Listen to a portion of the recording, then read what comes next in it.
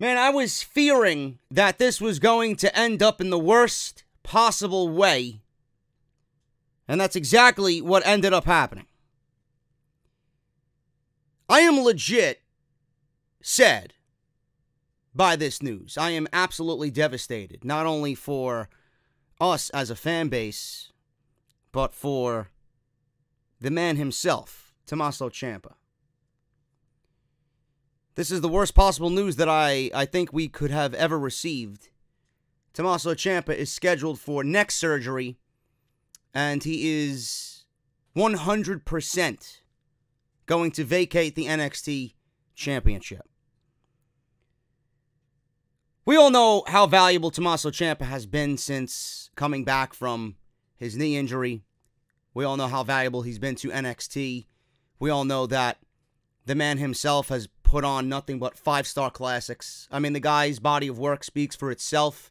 If you have not grown to appreciate Tommaso Ciampa and what he has done in NXT as the NXT champion, you might be in a league of your own.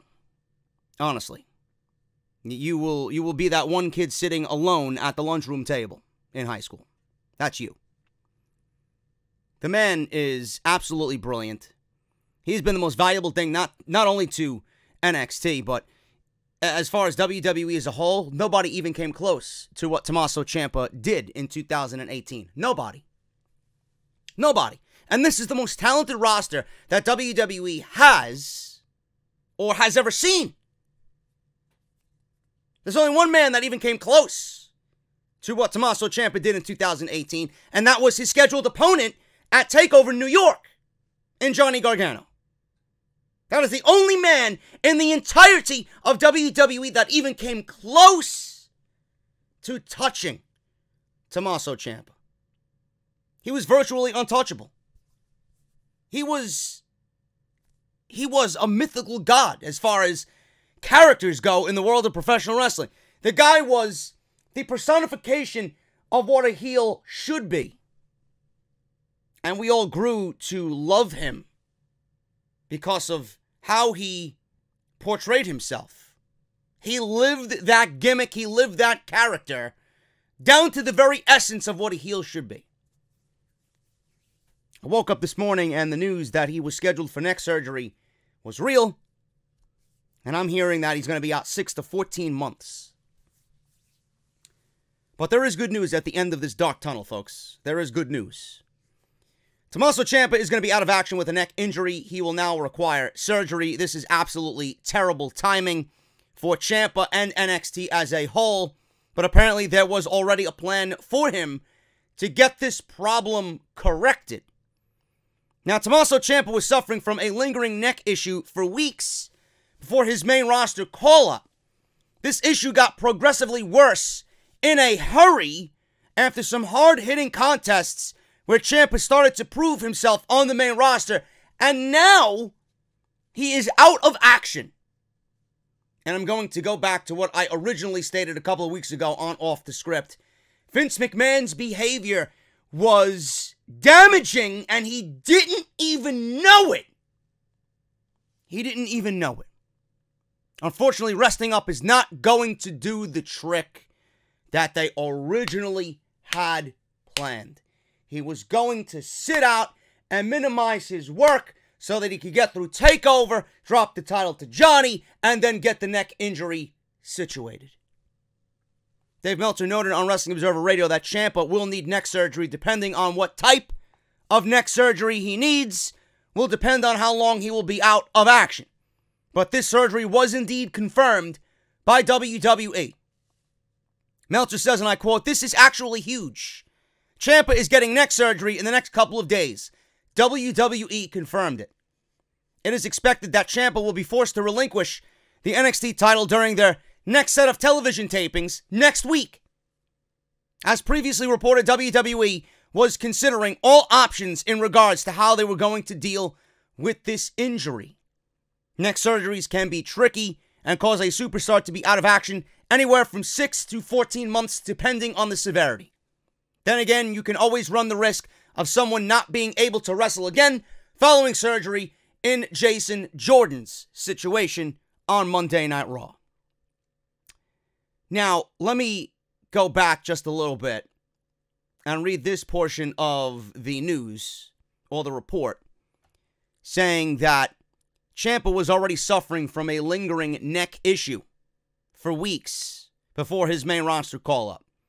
This issue got progressively worse in matches with the Revival in back-to-back weeks, and then a match with the Bar that was as physical, if not more physical, than both of the matches that we had with the Revival on Monday Night Raw, where Ciampa almost injured his knee again. There was an issue with his neck before that. Now, I want you guys to backtrack to when we talked about Vince McMahon going through the motions here, and for whatever reason called up these guys to the main roster, telling his writing staff to come up with a Monday Night Raw and think of something out of the box. This is what Vince McMahon wanted. Then there were reports on top of that original report that said Vince McMahon made this decision on his own and that there was some miscommunication or a communication issue between Vince McMahon and Triple H, that Triple H didn't know that Vince McMahon was going to do this, and that this was done without him knowing at all. His top 4 guys pulled from NXT to be placed on not only NXT, but Raw and SmackDown against his knowledge. Now, maybe it was talked about. Maybe this was discussed. Maybe Vince wanted these guys, but he had to go through Triple H to really know what was going on with them and when these guys would be available to Vince McMahon. Vince McMahon called these guys up without Triple H knowing. Triple H comes to Raw. Yeah, we got Johnny, we got Ciampa, we got Ricochet, we got Black. On Monday night, they're going to be debuting tonight. And Triple H is standing there like, what the fuck? What the fuck are you doing to me? Vince McMahon threw these guys out in one of the worst environments ever in Lafayette, Louisiana. And these guys were thrown out there because Vince apparently had some inner turmoil going on here, as if this is a fucking game to him. He wanted to see if these guys could sink or swim on the main roster. These guys are all this hype, right? These are your big 4 guys. Let's throw them out there and see if they sink or swim. Completely mishandling the situation. Now, if Ciampa was going through a neck injury already, how would Vince McMahon know that in the midst of rush? Let's get these guys on the main roster and let me not consult Triple H. Now, Vince McMahon did the right thing, the normal thing in this situation, instead of risking and damaging every possible situation imaginable. He did this willingly without Triple H knowing. If he went through Triple H like a fucking decent, normal human being, he would have realized that Ciampa was already dealing with a lingering issue. Triple H would have had the opportunity to tell Vince McMahon that, you know, listen, take it easy on Ciampa. We can't throw him out there. He's got a neck injury. We got this big storyline that we got to wrap up. He wants to be at least semi-decent to go for Takeover in New York so we can close out this storyline. You could do whatever you want with Ricochet and Aleister Black after that. Vince McMahon didn't do anything along those lines. And we're now looking at the situation from the entirety of the picture that is painted. And I want to tell you, and I want you guys to understand that this is damaging. I talked about Vince McMahon killing his company from within. Damaging his company. Being very careless. This reckless act. With the top 4 guys that you have in the entire company. If Vince went about it in a professional way and wasn't so reckless, Ciampa could possibly be at TakeOver.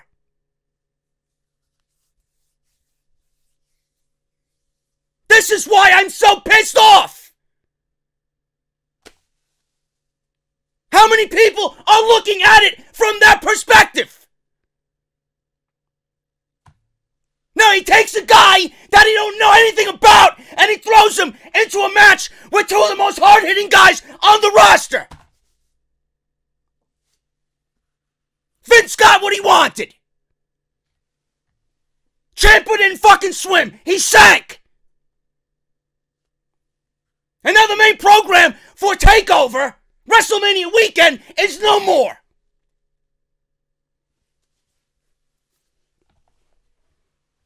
Vince needs to go. I don't give a fuck in any capacity how he's got to go. The guy's got to go.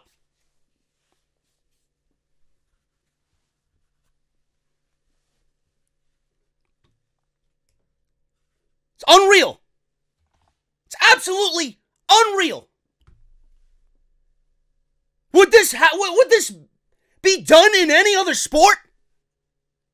Tommy John surgery for an MLB pitcher. Crippling. You're never the same after a Tommy John surgery. 18 months. Done. Done. You're going to have a guy come back after 18 fucking months and put him right in the number one spot on your rotation without having him get any fucking practice in? Reckless. You throw that guy right out there, he could re-aggravate the Tommy John again and go for a double Tommy John surgery. Fucking ridiculous, dude. Now we don't have Ciampa and Johnny. The story that was written over the last 2 years, recklessly thrown away because of Vince McMahon's fucking demented behavior. If the stories are correct about the miscommunication with Triple H, there's only one person to blame for this situation. Now, Ciampa has been giving us, the fans, his entire body of work for 2018. He has been in wars.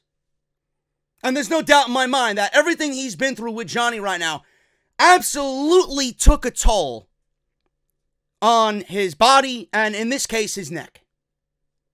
There's no doubt about it. There's no doubt about it. But this is ridiculous. That we could have realistically gotten. Might not have been as good as what we got before, but at least the story would have been closed. The chapter would have been closed.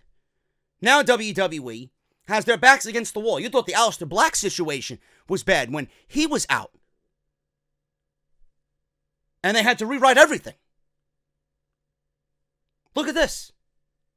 This is double as worse than what we got with Aleister Black when he was out for 4 months. And they had to rewrite plans for Brooklyn.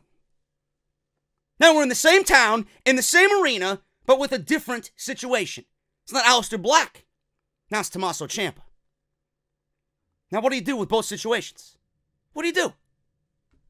What is WWE going to do to make this right? My go-to is a tournament. You know, this isn't some fucking deal where you're going to take your best and put them in one match.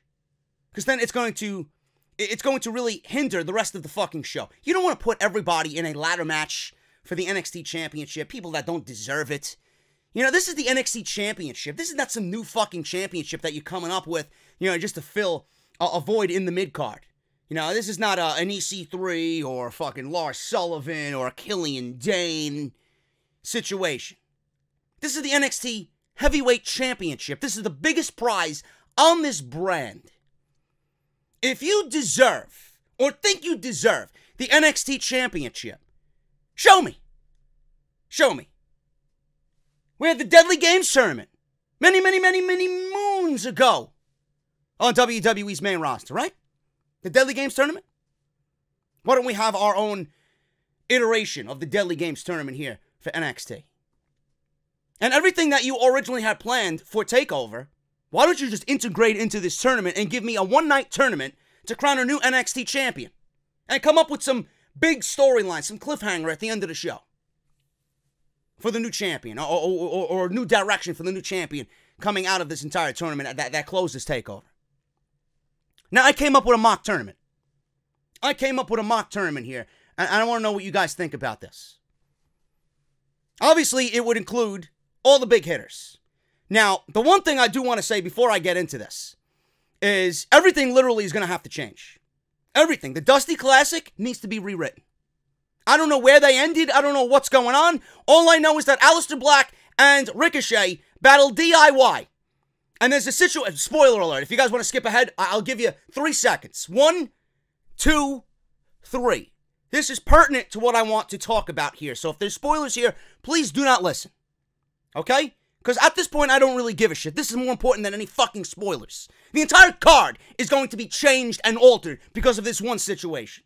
Aleister Black and Ricochet battled DIY at one of the tapings that they taped. Okay? The incident between Ciampa and Gargano would have led to this match at Takeover New York. They lost that match to Aleister Black and DIY, and there was a post-match attack by Ciampa on Gargano. And Aleister Black and Ricochet, I believe, are going to battle the Forgotten Sons in the finals of the Dusty Classic. The Forgotten Sons, I don't understand why. I don't understand why, but it's there. Now, if that is the only match that has not been recorded yet, if that is the only match that hasn't been filmed yet in this entire tournament, then there's no doubt in my mind that Aleister Black and Ricochet are not winning the Dusty Classic, and it's going to be the Forgotten Sons going against the War Raiders. And in this case, who the fuck cares? Get them an opportunity, give them a tag team title opportunity, put them at a takeover. Let's see if they sink or swim in front of that crowd against one of the best teams in the WWE. As far as I'm concerned, it's a throwaway match. Who cares? So, there you got it. Forgotten Sons are there. You might as well give them the ball to run with it, because you got bigger things to worry about with Ricochet and Aleister Black, and you need their services now more than ever for the NXT title instead of the tag team title. You can't put this makeshift team in against the War Raiders like you originally wanted. Now you got to give the Forgotten Sons the opportunity. So that's that. The tag team title situation is there. The Women's Championship's going to be there. It's going to be either Bianca, Io, or a mixture of those two against Shayna. So the Women's Championship and the Tag Team Championship, done. You got the UK Championship being defended at TakeOver. It's Pete Dunne versus Walter for the NXT UK Championship. So you got 3 matches already at TakeOver. This is the biggest TakeOver of the year. Go with it. Go with it. You do a King of the Ring style fucking tournament. 15 minutes for the opening round, 30 minutes for the second round, and an hour time limit for the last match, or 30 minutes if you don't want to go an hour. Those were the old rules back in the King of the Ring. 15, 30, 60. And nobody's going to wrestle 3 times in one night and then go 60 minutes. But if you guys want a tournament setup, this is the best thing to do. No ladder match, no battle royal, nothing like that. A tournament. And you're going to take all the matches that you originally had planned for TakeOver, and you're going to integrate them into this tournament. This is what it would look like in my eyes. Johnny Gargano versus Aleister Black. They have a history. Why the fuck not? Johnny, I don't know how you're going to do it. I don't know what Ciampa's going to say, or if he's even going to appear in front of the audience and relinquish the title. I don't know. But all I know is, Ciampa, the way I would book it, Ciampa's going to be out. This is a real-life situation. Ciampa's going to be out. He's going to have Johnny in the ring. And he's going to bestow this tournament on Johnny. Goldie is needing to go away for a while. I didn't lose Goldie. So Goldie needs to be taken from me because of my neck. If anybody is going to win this tournament, I want Goldie to have a home in Johnny Gargano. And if Johnny doesn't take Goldie home and do right by Ciampa, then you could start writing the story for when Ciampa gets back, which I'll get to. Johnny Gargano versus Aleister Black in the first round of this NXT title tournament. They have history. They got history with Ciampa. There's no better way for this story of Johnny Gargano to unfold than to go through one of his arch nemesis. Aleister Black. That's match number 1. Ricochet versus Dominik Dijakovic. You would do that. They had a great battle for about 3 or 4 minutes when Dijakovic was on NXT several months ago. Nice showcase. It was Ricochet's, one of Ricochet's earlier matches in NXT. Why not give these guys 15 minutes to go out there and tear the house down? Why not? I don't mind that. You were going to do Adam Cole, or it looks like it was going to be Adam Cole versus the Velveteen Dream for the North American Championship. So why don't you just take that match that you were going to do for the North American title and put it in the first round of the NXT title tournament? Adam Cole versus the Velveteen Dream for the right to go on to the second round and become NXT champion. And then you would do Keith Lee versus Matt Riddle. They have a history together, don't they? So there you go. First round of this tournament, right there. Gargano, Ricochet, Cole, Riddle. Those are your final four. Gargano would have to go through Black and Ricochet to get to the finals, which he would do. Gargano's in the finals. He would do Cole versus Matt Riddle. Depending on how you want to book it, I don't know. For whomever's on the roster right now, Johnny Gargano excluding him. The other guys I could see as world champion right now are Adam Cole, because it's long overdue, and Matt Riddle, because everybody is so high on Matt Riddle. So you would do Gargano and Ricochet. Gargano would have to go through Black and Ricochet again to get to Goldie. Simple. Cole would beat Matt Riddle in my eyes. Cole would beat Matt Riddle, and it would be a final of Adam Cole versus Johnny Gargano for the NXT title in New York City at the Barclays Center, WrestleMania weekend. Johnny Gargano would go on to lose the championship, and that's it. He would lose the match. Goldie is going to Adam Cole, and you're off and running with what Undisputed Era has been talking about anyway, and that is having all the gold that NXT has to offer. Simple. Forgotten Sons can go battle the War Raiders. Bianca and Io could fight Shayna Baszler. It doesn't matter. You got the NXT UK Championship. This is what's going to sell the entirety of this show. You're going to integrate all these matches that you were originally planning to do anyway in this tournament, but to crown a new NXT champion. This is the only logical thing. With 1 week left to go, the tapings that they are in right now go up through March 27th. That's 1 week away from WrestleMania weekend. What are you going to do? What are you going to do? This is the NXT Championship. Now, I understand what you're probably thinking. JD, there's too many tournaments right now. It's the easy way out to do a tournament.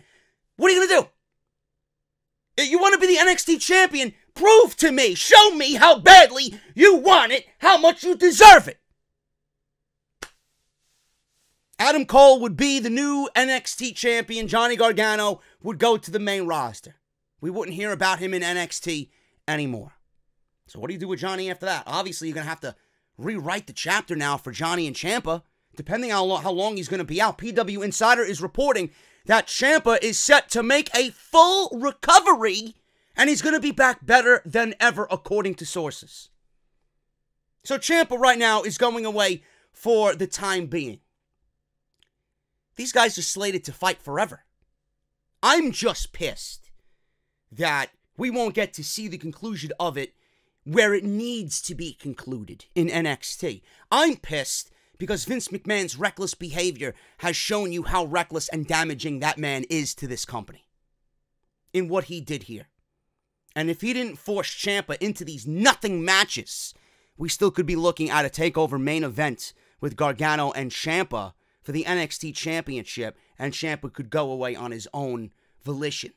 Give the title to Johnny, drop it to Johnny, and we get a TakeOver card that features Adam Cole versus the Velveteen Dream for the North American Championship, and Aleister Black and Ricochet versus the War Raiders instead of the fucking Forgotten Sons.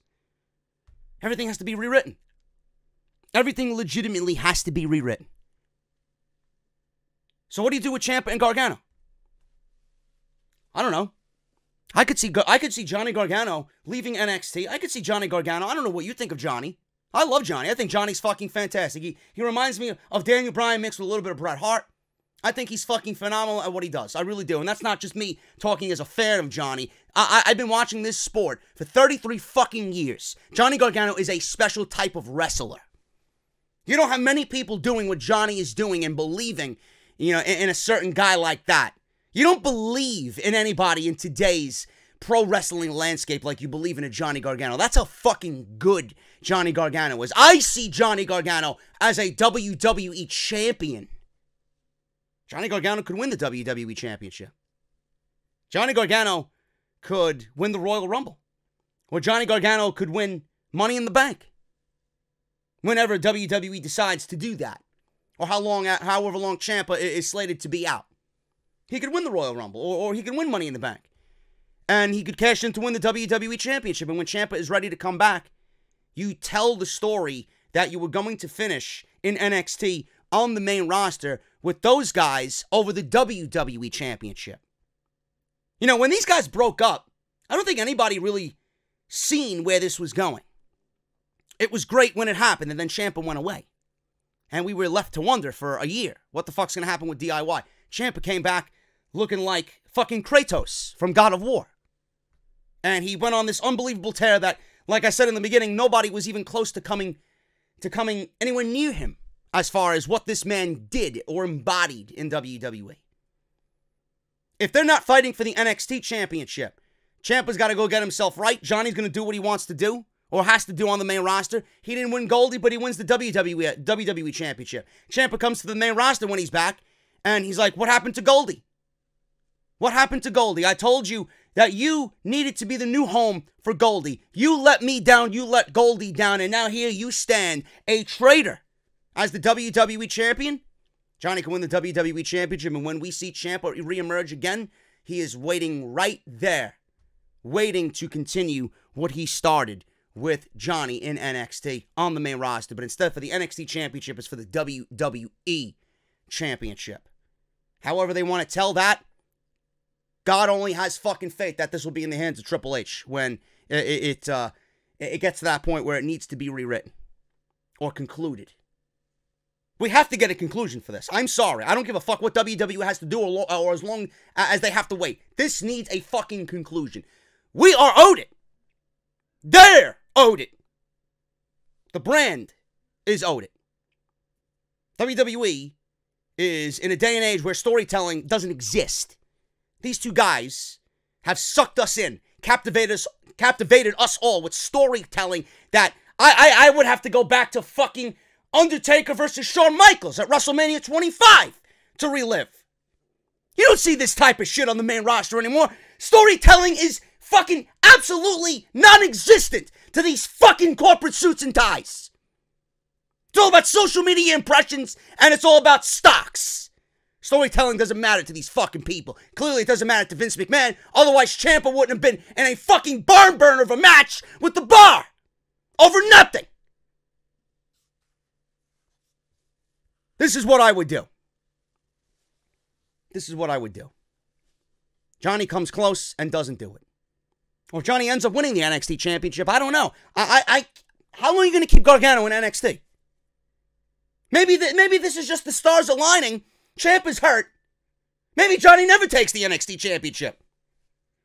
Maybe this is the fucking Lord speaking. Johnny belongs on the main roster. He doesn't belong in NXT anymore. I don't know. This was heartbreaking news today. This was heartbreaking news. And I wish nothing but a fucking absolute speedy recovery for the best thing that this company has right now in Tommaso Ciampa. I feel terrible. God knows what that man is feeling right now, knowing that everything that he's done up until this point now has to be given up.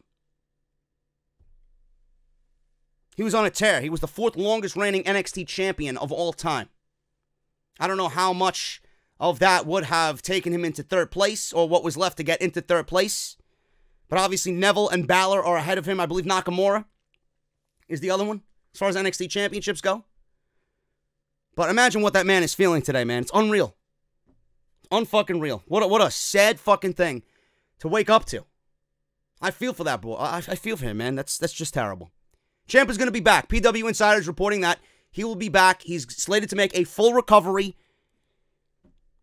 It's just that he was dealing with this injury. And I just don't believe how reckless Vince McMahon was in this entire thing, man. You talk about me, complaining and ranting and bitching and moaning and talking out my ass. Look at what this man has done. If Ciampa was not on the main roster wrestling week to week to week to week, he could have held the surgery off until after WrestleMania. And now that he just made it worse than it's ever been, now you got no choice but to take the title off of him, man. So when you want to point finger or you want to cast judgment on what happened here and why it happened, look at Vince McMahon. He's the sole reason for his damaging and reckless fucking behavior. Moving on, man. Oney Lorcan makes his 205 Live debut. Oney Lorcan.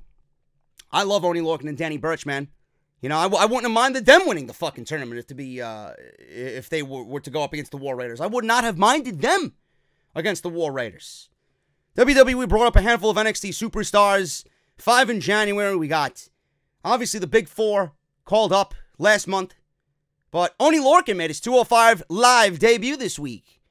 Lorcan won his match against Humberto Carrillo, where he defeated the former Ultimo Ninja. Now, Oney Lorcan will strive to be the winner of this tournament and go on to challenge Buddy Murphy at WrestleMania. He wants to prove why Oney rules for the remainder of this tournament. I don't know if this means that Oney made a full jump to 205 Live. I don't think so. But I would like to see him and Danny Burch continuing their good momentum.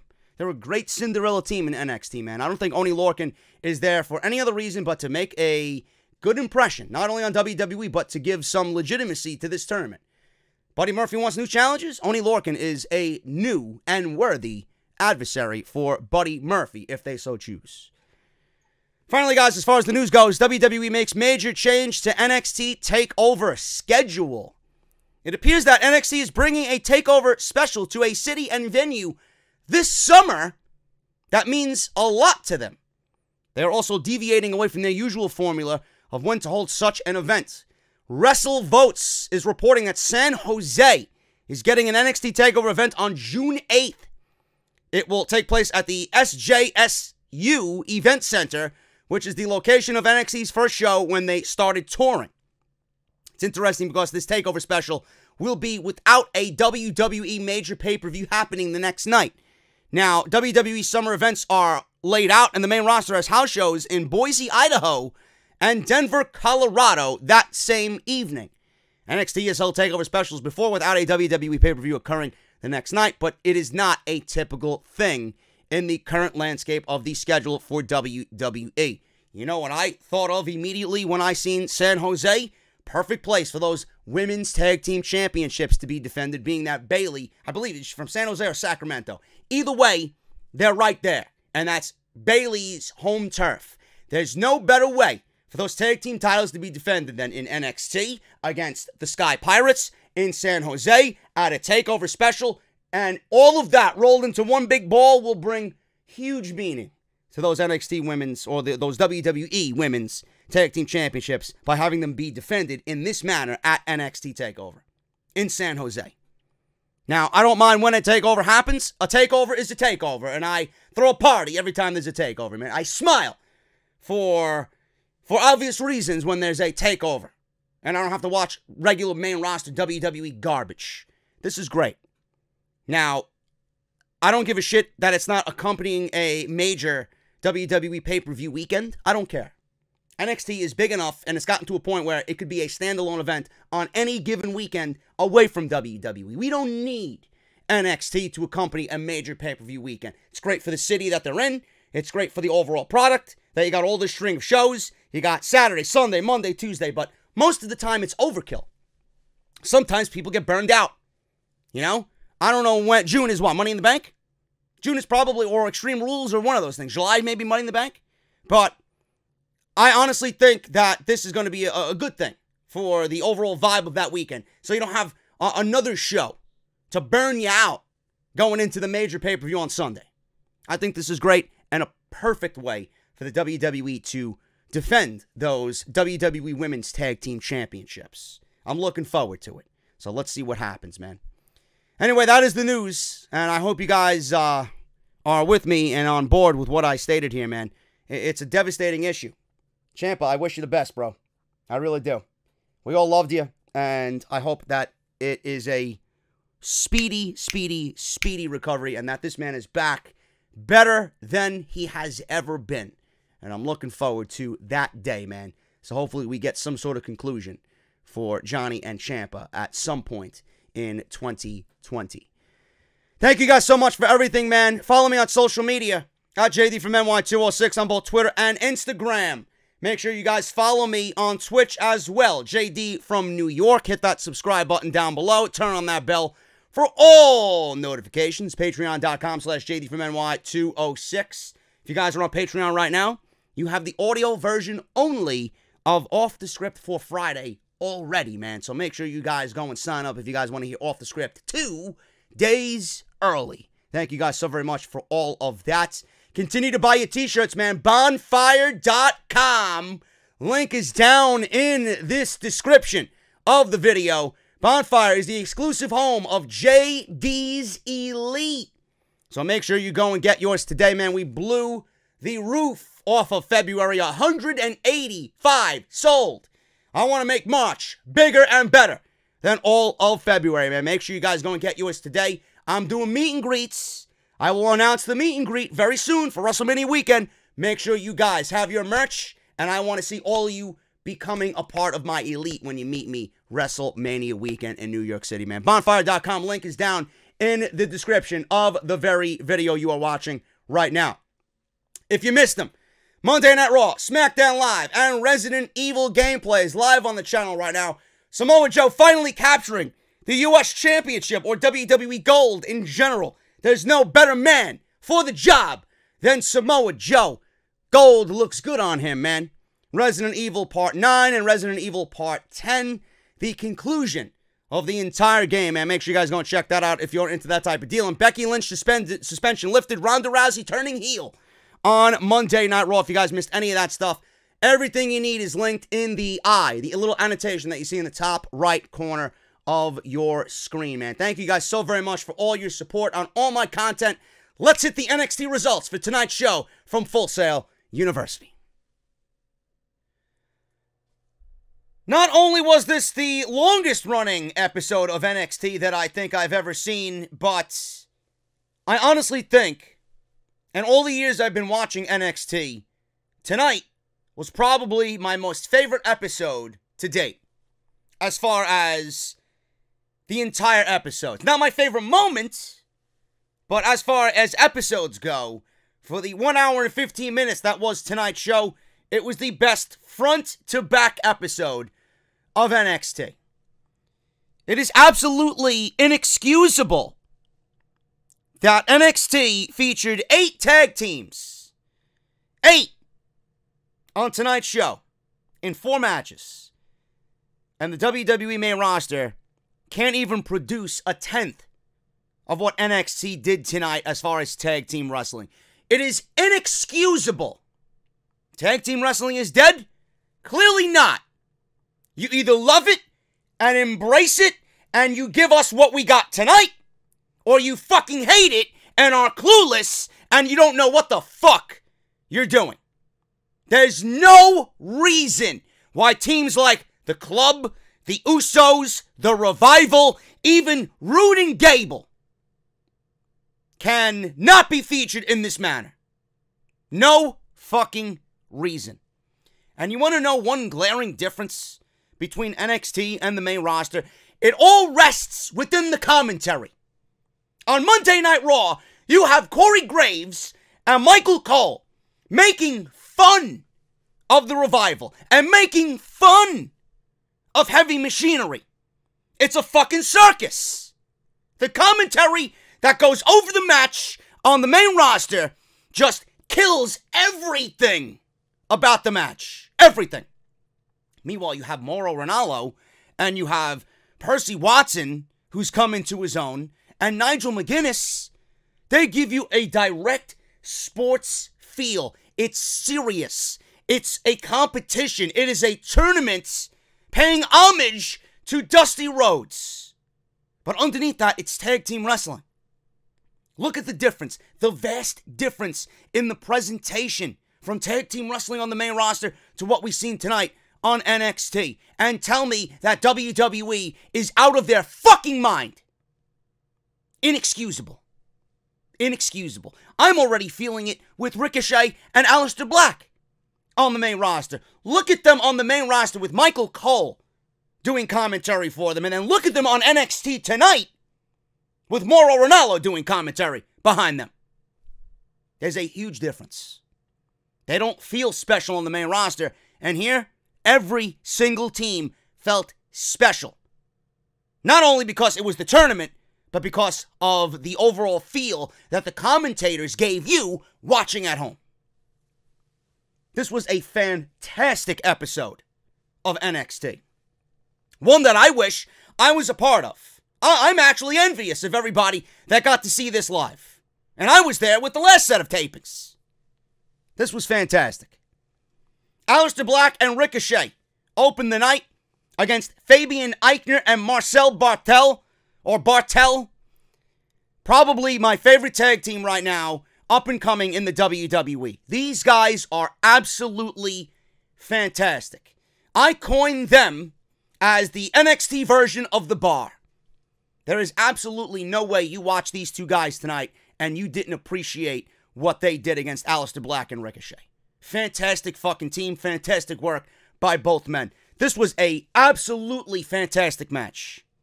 I want you guys to go out of your way. If you missed this match, go out of your way and watch this match between these four guys. Fucking great. Absolutely great. Aleister Black and Ricochet win via pinfall to advance in the tournament.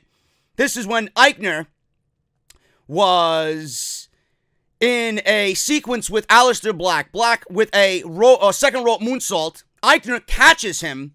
Black fights out, and out of nowhere comes the Black Mass, which is probably the best finisher in all of WWE.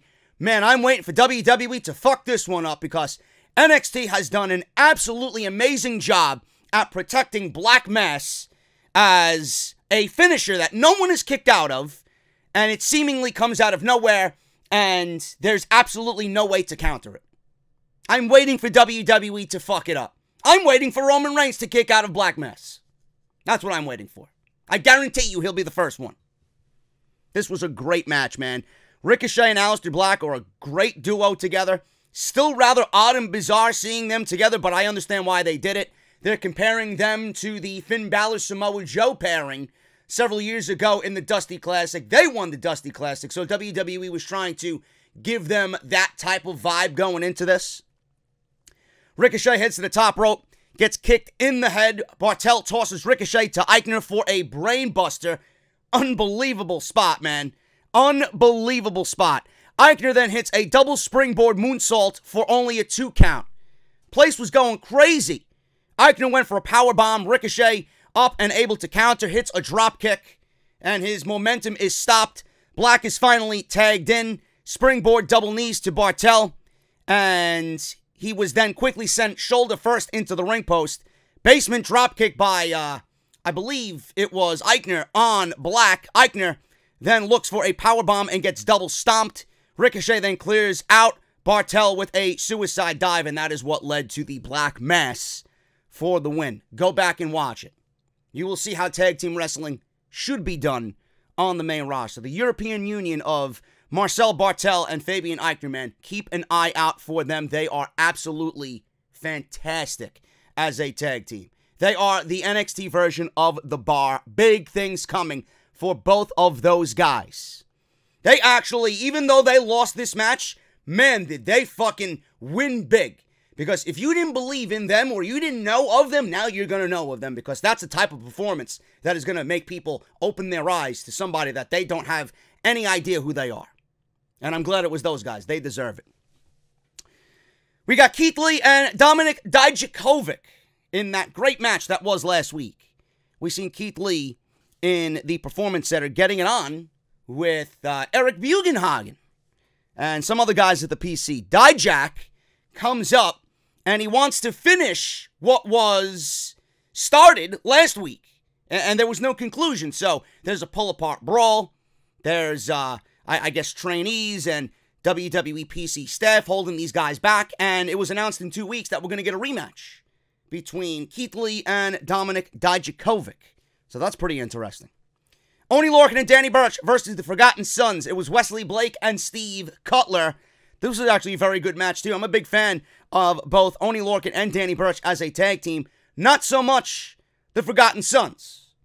Now, with what we talked about in the beginning of this video, and watching this, I could totally see the Forgotten Sons winning this entire tournament.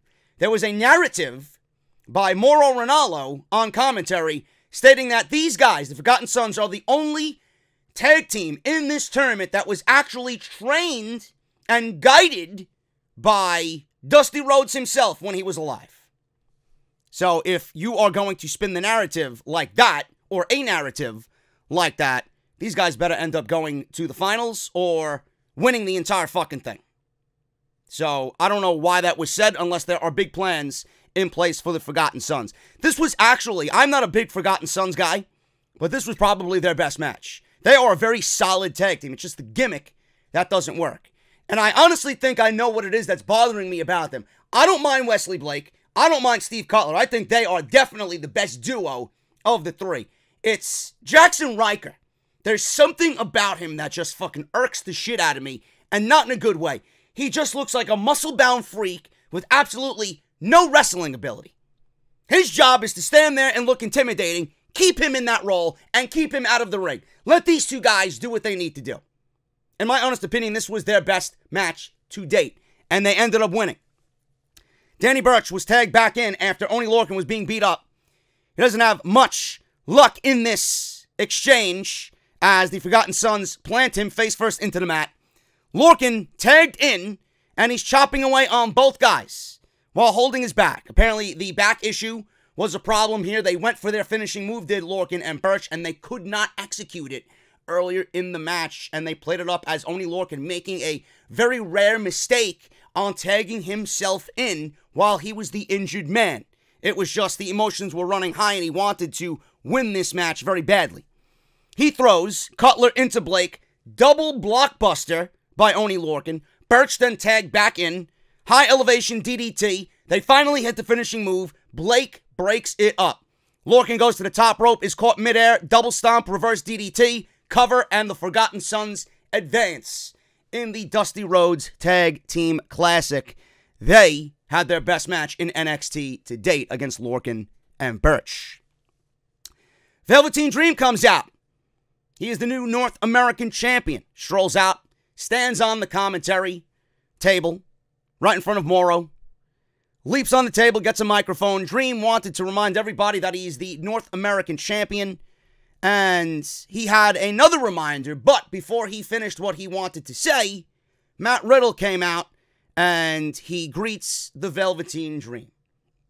Now, a lot of people are claiming that Matt Riddle is their choice to be the NXT heavyweight champion. And I unquestionably think that Matt Riddle is going to be an NXT champion. It might happen this year. It might happen towards WrestleMania next year. Within the next calendar year, Matt Riddle is going to be an NXT champion. So he comes out and confronts the North American champion. He says, "Bro, to be honest, I just came out here to say hi and congratulate you about your title victory."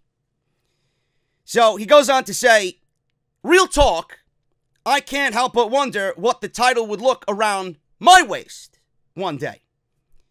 Dream then tells Riddle that he really must be on cloud 9. We all know what that means. Got to throw that in there because, you know, he's the bro. And the Dream is not his bro, he says.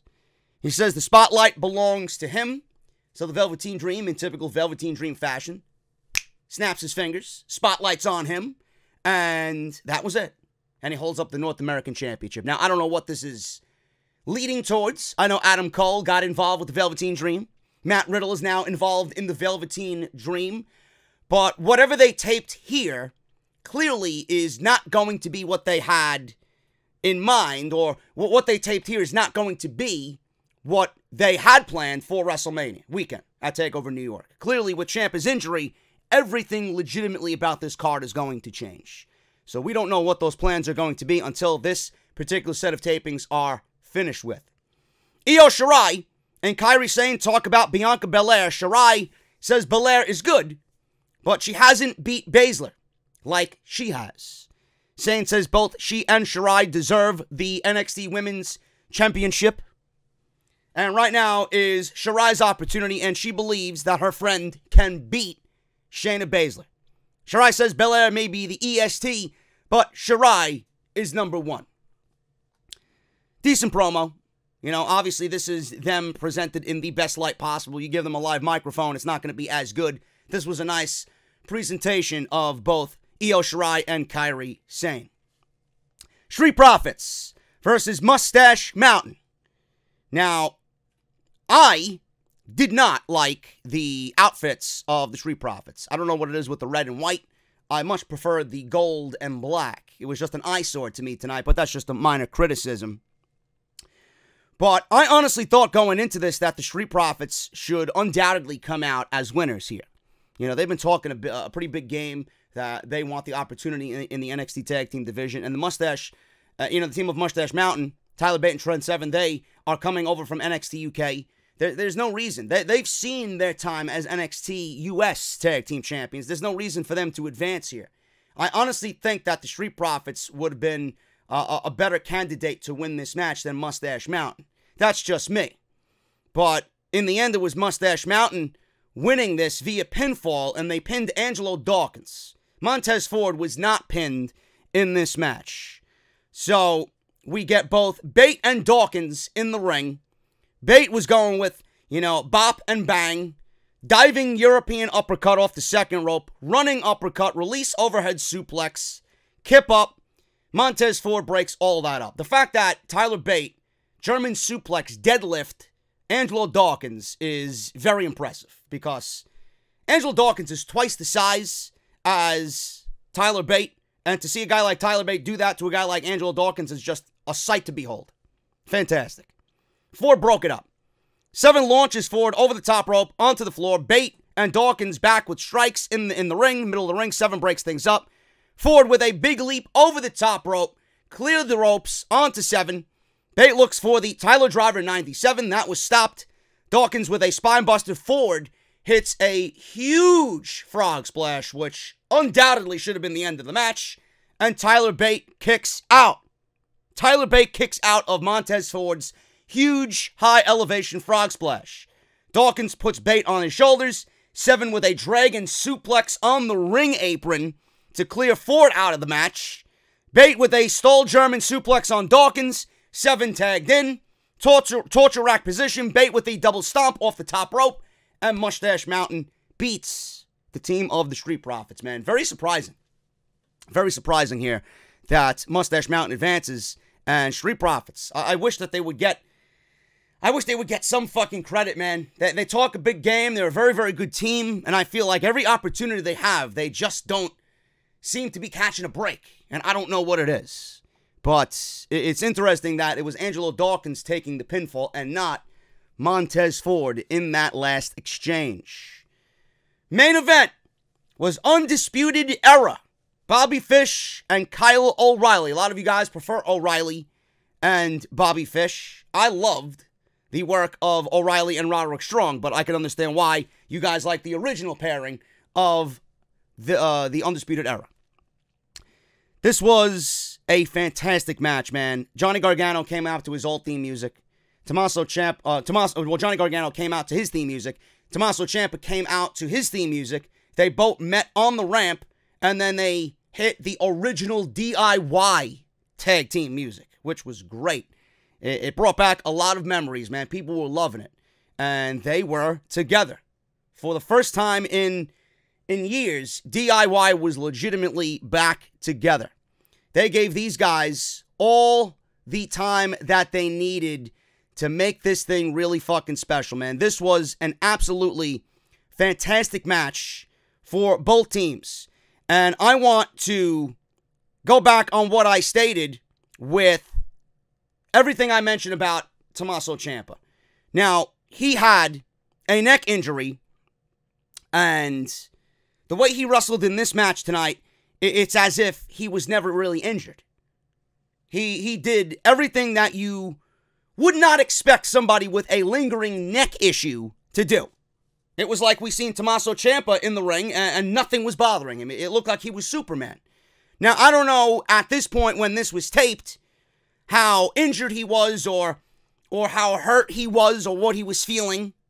But what we got tonight was someone that didn't appear to be injured whatsoever, which backs up my original claim to what we talked about in the beginning, that if he didn't get called up and didn't have to go through the ringer in back-to-back nights on the main roster, we could be looking at a main event at TakeOver with Johnny Gargano and Tommaso Ciampa. Because tonight, we seen Tommaso Ciampa wrestle like Tommaso Ciampa with an injury. And you're not going to tell me that Vince McMahon is not responsible for this. Vince McMahon put these guys in a situation and he didn't know what was going on. The whole miscommunication thing with Triple H obviously fucked things up. Vince McMahon didn't know of any prior conditions with Tommaso Ciampa. Put him in there. Ciampa thought he was good to go. You know? Maybe the neck was good enough to be held up and get him through TakeOver. But you're going to put him in back-to-back nights, back-to-back weeks on the main roster. Shit's going to happen. The more times you put him in the ring with the main roster schedule, obviously the probability of him getting injured is going to increase. This could have all been avoided. After what we've seen tonight and the storyline that's going to take place next week, he could have took the rest of the month off. And we could have got the main event for TakeOver New York and the conclusion of this story between Johnny and Ciampa. Now we don't. But I want you guys to watch Ciampa wrestle tonight. Clearly that was a man who was good enough to get us to the conclusion of that Johnny and Ciampa main event. And I don't know what else to tell you. You know? It's a very sad situation that he was put into this and we don't have a main event now. And a guy who is deserving of being a world champion needs to vacate the fucking title for whatever reason. Now, if Johnny is going to take over to battle whomever, in whatever situation, whether it's a tournament, a ladder match, and win the championship, it's not going to be the same. It's going to be a lackluster feel. If Johnny takes the title from anyone else but Ciampa, it's going to feel empty. Because all we're going to be looking at is the guy that Johnny beat, and it's not going to be Ciampa. It's just going to be an empty emotion. Yeah, Johnny's the champion, but how much more great would it have been if it was against the right character in that role in Ciampa? It's just a fucked up situation, man. It really is a fucked up situation. This was a great match. Absolutely fantastic. They gave these guys every bit of 20 minutes to go out there and tear the house down. Ciampa, with a deadlift suplex, holds on, hits another on O'Reilly. Fish tries to help his partner. Gargano kicks him off. Cannonball off the apron. Ciampa with a Blue Thunder Bomb, only a 2 count. Even Ciampa can't win with the Blue Thunder Bomb, man. So don't pin it on Sami Zayn next time. Gargano tags in. O'Reilly kicks Ciampa. Gargano with a boot to Fish on the floor. Slingshot spear, but O'Reilly catches him in a guillotine choke. And this was the high point of the match where Gargano was very, very close to tapping out and ruining DIY's chances. Gargano stands up with O'Reilly as the hold is still applied. Ciampa, as O'Reilly is in this hold, as Johnny is standing up, hits a running knee right on O'Reilly as he still has this hold applied on Gargano. That was only a 2 count. They went for cover. Johnny went for cover anyway. It was only a 2 count. Back and forth strikes by O'Reilly and Gargano that finishes both guys off, taking each other out. On the apron, Ciampa tries to suplex Fish to the floor. Thank God he didn't with the neck injury. Ciampa heads to the top rope. Fish follows him up there. Gets shoved off. O'Reilly with a distraction. Fish with a kick to the head. Fish then goes to the top and nails a super Michinoku driver on Tommaso Ciampa. Again, if the guy is exuding this type of ability in the ring, clearly he was good enough to go at TakeOver. And everything that was injured was clearly exacerbated on the main roster. Ridiculous. Spike DDT by Gargano. Slingshot DDT on O'Reilly. Somehow he kicks out. Fish is cleared out. He gets tossed out of the ring. DIY with a running knee. Super kick combo. Cover. And that is it. They hit their finishing move. Meet them in the middle. And DIY beats Undisputed Era in a fantastic main event. Crowd went crazy. And DIY advances to take on Aleister Black and Ricochet. At the end of the match, the War Raiders head out to the stage and hold the titles up. And they stare at each other as NXT goes off the air. Fantastic show tonight, folks. One of the best, if not the best, NXT show that I think I've seen in the entirety that I've been watching NXT, man. Again, it is inexcusable that the main roster cannot produce tag team wrestling. And here you are, tag team wrestling on the main roster. And it was done to perfection throughout the entire night with 4 matches, 8 teams. And there was not 1 minute of this thing where you were on your phone or you had your attention anywhere else. Those 8 guys deserve all the fucking credit, or those 8 teams deserve all the credit in the world for what they did tonight. Tag team wrestling is dead? Again, I ask you, is tag team wrestling dead? No. Only to the fucking suits and ties on the main roster who don't know their elbows from their assholes. This was fantastic. I urge you guys to go watch this if you missed it. Fantastic episode of NXT tonight, and it makes me proud to be a fan of tag team wrestling. Seriously. That opening match and that ending match, some of the best shit, tag team wrestling-wise, you will see all year.